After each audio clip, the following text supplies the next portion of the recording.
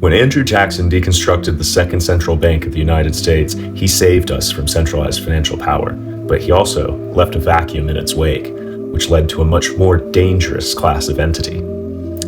Welcome back to my series on the Federal Reserve. I'm Gigaqian, and I'm here to give you knowledge that you can actually use to contextualize and play the game of life at the highest level. As mentioned in our previous video, the central banks, the original ones in the United States, were not just important to the government, they were important to private businesses. So, within 17 years of the second central bank of the United States being taken apart, you had three prominent individuals, John Aikman Stewart, Peter Cooper, and Marshall Field, found the United States Trust Company of New York.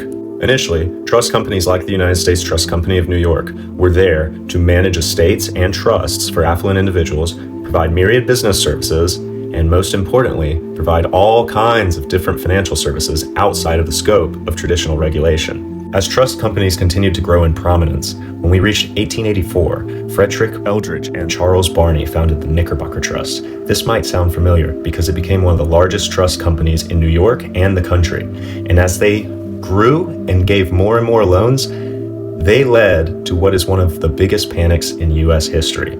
We'll talk more about the Knickerbocker Trust and Charles Barney's ties in our next video. It's almost time for the foundation of the Fed.